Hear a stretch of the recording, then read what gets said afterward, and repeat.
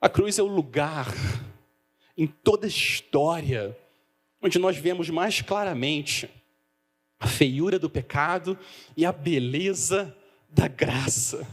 O nosso pecado é tão grave, tão profundo, tão sério, que foi necessário matar o Filho Santo de Deus para que a gente fosse salvo. E o amor de Deus é tão grande, tão poderoso, tão santo, que Ele escolheu sacrificar o Filho no nosso lugar. Essa é a trilha do servo humilhado, mas é também a trilha do rei exaltado. Uma passagem chave no Antigo Testamento faz uma pergunta. Isaías 40, 12. Quem na concha de sua mão mediu as águas e tomou a medida dos céus a palmos? Quem? A resposta é Jesus.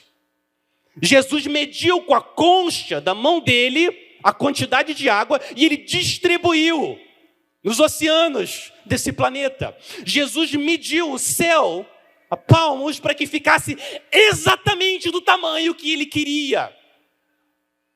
Mas agora, as mãos que mediram os céus e as águas estão pregadas numa cruz. Jesus fez muitas coisas com a mão dele.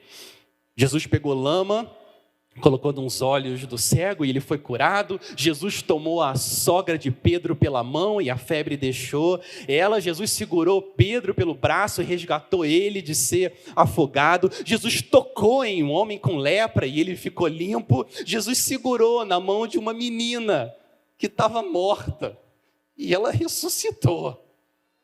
Os evangelhos estão cheios de relatos das curas que Jesus fez com as mãos. Mas nunca saiu tanto poder das mãos de Jesus quanto na cruz. É tanto poder que aquelas mãos pregadas naquele madeiro continuam jorrando salvação para os piores pecadores até hoje. Jesus deixou a maior obra da cura por último, a nossa salvação. O sangue que flui de Jesus e tira toda a vida dele é o mesmo sangue que flui para a nossa alma e nos dá vida eterna. Todas as promessas de Deus estão penduradas naquela cruz.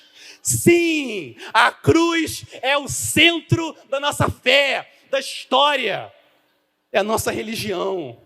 Criador morto no seu lugar. É a sua esperança, sua segurança, crente. Mas a humilhação não acabou, tem mais. Jesus recebe agora a acusação. O costume dos romanos era colocar uma placa em cima do condenado, com o crime que ele cometeu. No caso de Jesus, olha o versículo 37, que escreveram. Por cima da cabeça de Jesus, puseram por escrito a acusação contra ele. Este é Jesus, o rei dos judeus. No início do evangelho de Mateus, magos do Oriente perguntaram: onde está o recém-nascido rei dos judeus? Porque vimos a sua estrela no Oriente e viemos adorá-lo. Mas agora, no final do evangelho, Jesus recebe o mesmo título. Mas em vez de estar numa manjedoura, ele está no madeiro. Em vez de adoração, ele está recebendo humilhação. Mas o que para eles é uma acusação, rei, Jesus rei, para nós é o refrão das nossas músicas.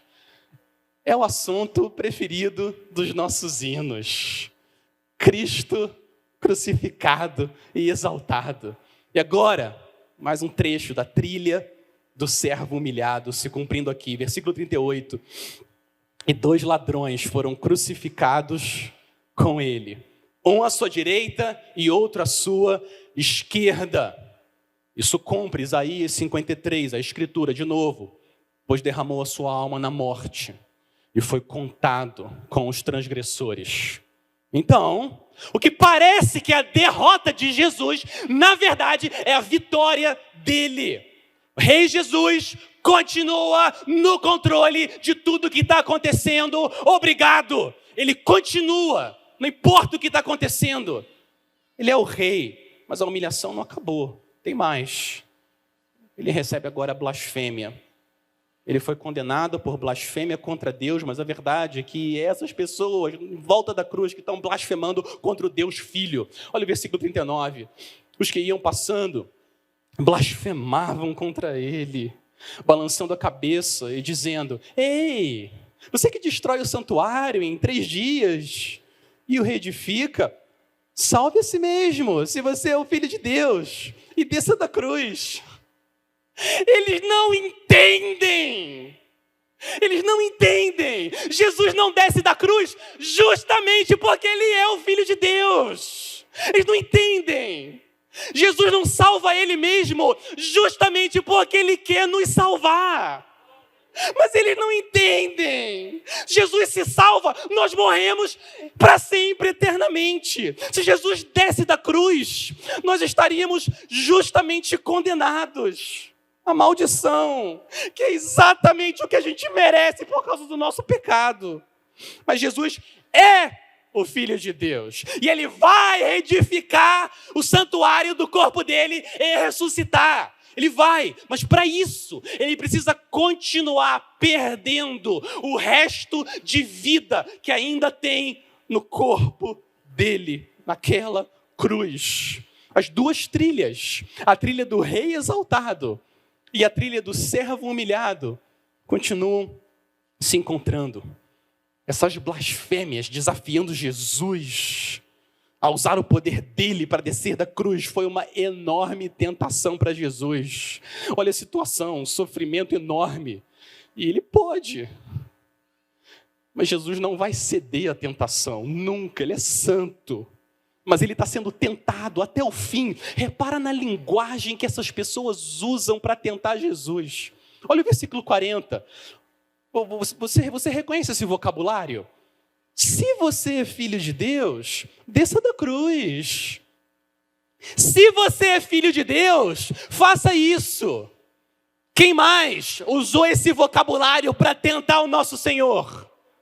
O diabo no deserto. É a mesma linguagem diabólica. O diabo disse: se você é o filho de Deus, mande que estas pedras se transformem em pães. Se você é o filho de Deus, jogue-se para baixo. O diabo está de volta. E no momento de maior agonia, ele joga sujo. E ele quer tentar o nosso rei. Ele aparece na boca das pessoas blasfemando. Mas eu quero dizer para vocês o seguinte: assim como Jesus venceu no deserto, ele vence também na cruz. Jesus sempre vence. Jesus é invencível. Nem todo o exército do inferno pode fazer o nosso rei pecar. Ele é santo. E se o diabo tivesse poder para criar milhões de demônios a mais, ainda assim, o resultado seria o mesmo. Jesus é invencível. Ele nunca pode pecar. A cruz é o palco da maior vitória do nosso rei contra as forças do mal. Esse rei é digno da sua adoração. Esse rei é digno da sua confiança. Você entregar toda a sua vida a ele. E você está seguro. Este vídeo que você acabou de assistir foi gravado na Consciência Cristã 2025, um evento que ocorre todos os anos aqui em Campina Grande e que reúne centenas de pessoas para ouvir uma exposição fiel e profunda das Escrituras Sagradas. Para conhecer mais, acesse cc.org.br.